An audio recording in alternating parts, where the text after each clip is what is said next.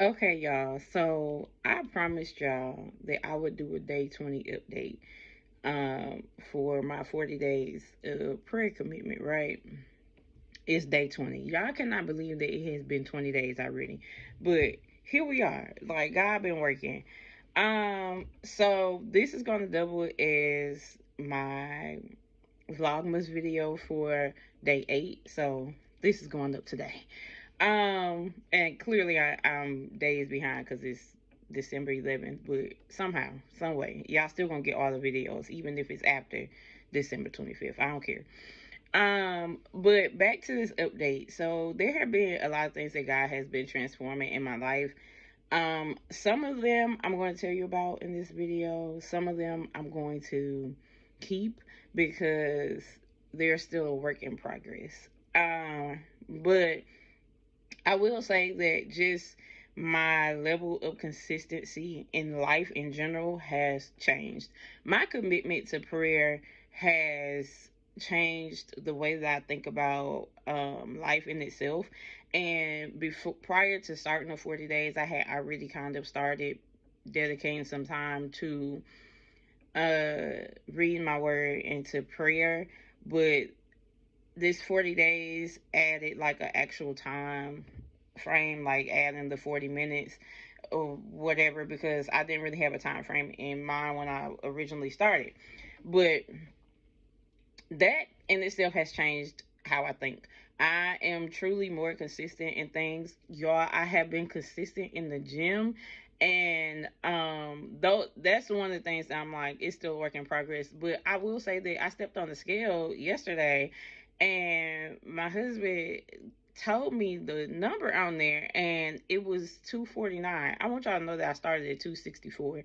And honestly, I thought the scale was broken because I was like, who? Like I haven't like who? I have set at 264 for years, okay? And sometimes at one point in time I had dropped to like 254 and I kind of stopped that journey after that somehow. Actually, no, I got pregnant. I really still should have kept going, but I got pregnant then. But to be in the 240s, and that was just something that I had been like saying, like, God, if I could just see 240 something somehow, some way. I've really been praying this for like years, and to hear 249, I was like, what? I still have some more to go. That's clearly not like my ending goal, but it was just like if I could just get there, if I could get out of seeing 250, 260. So that's one thing. Secondly, my marriage. So I know a lot of y'all see me and my husband, and again, social media will, like, we post the happy moments, right? That's what people do. We post the happy moments. Some people will post their sad moments, but most people in their marriages post their happy moments. So both me and my husband have been dealing with some level of mental health issues.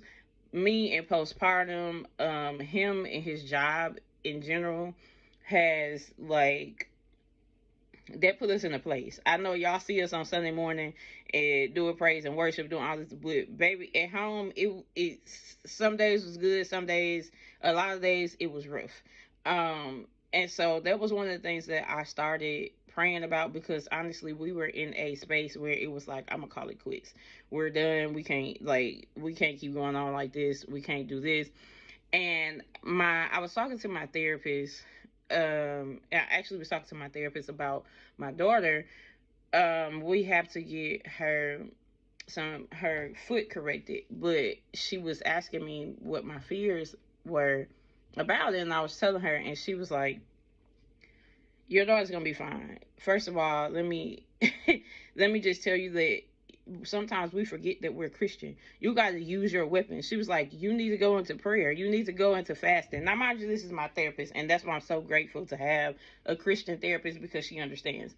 And she was like, I could give you all the tools that you possibly need, but you already have the tools that you need. Stop forgetting that God is your shepherd, that the Lord is your shepherd. Stop forgetting that.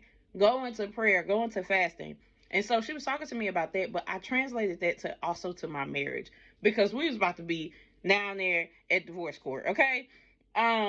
And I took that and I was like, let me do what I need to do. Let me go to God. Let me go and pray. In fact, so I added that to my 40 days of prayer, my marriage in itself.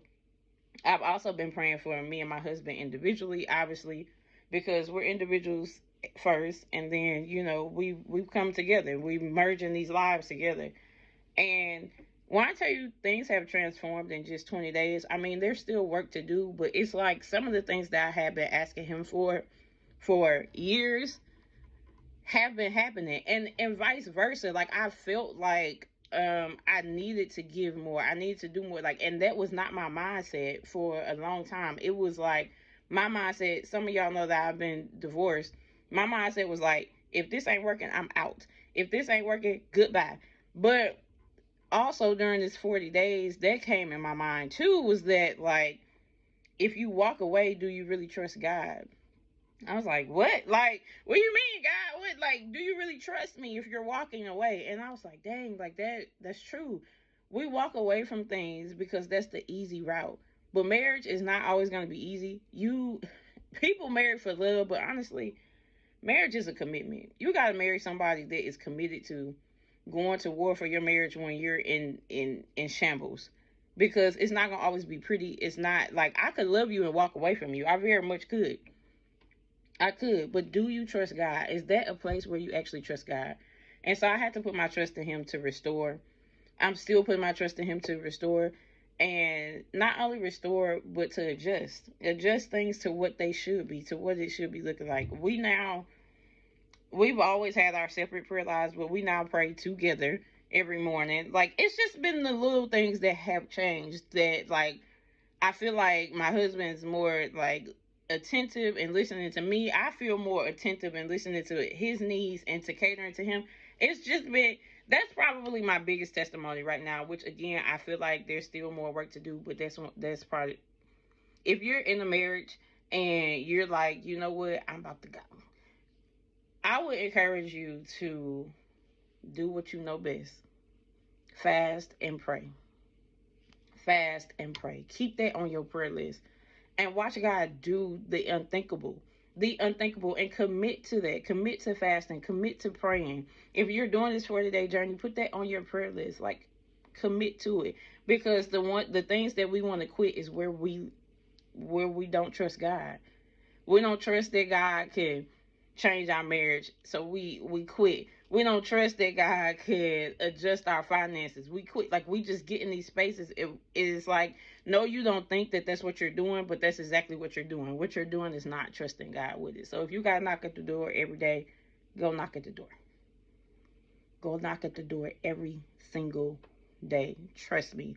Whatever, and not even just marriage, whatever it is that you absolutely need, and you're like, I'm running circles, you probably should just stop and trust God. And He will lead you and He will guide you every day.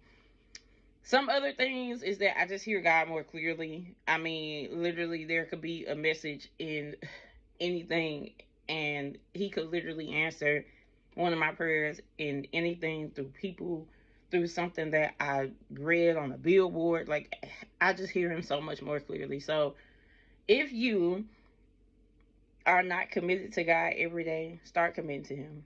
Commit some time to Him. I promise you're going to start hearing Him. I promise you some of the things that you've been praying for are going to start happening. So happy Vlogmas. Happy Thursday. I hope that y'all are having a great week. I'll see y'all in the next video.